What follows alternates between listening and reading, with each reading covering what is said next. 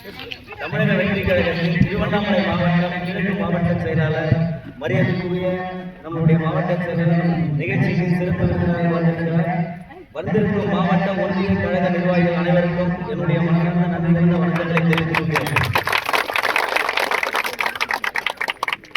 நமது கட்சியின் நாட்டின் விடுதலைக்காகவும் நமது மக்களின் உரிமைக்காகவும் நமது மண்ணிலிருந்து தீரத்துடன் போராடி உயிர் நீத்த எண்ணற்ற வீரர்களின் தியாகத்தை எப்போதும் போற்றுவேன்.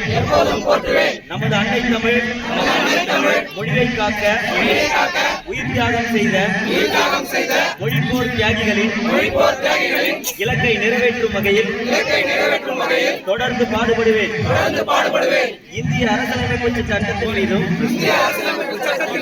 இறையாண்மை மீதும் நம்பிக்கை வைத்து அனைவருடன் ஒற்றுமை, சகோதரத்துவம், மத நல்லிணக்கம், சமத்துவம் ஆகியவை பேணி காக்கின்ற பொறுப்புள்ள தனி மனிதராக செயல்படுவேன்.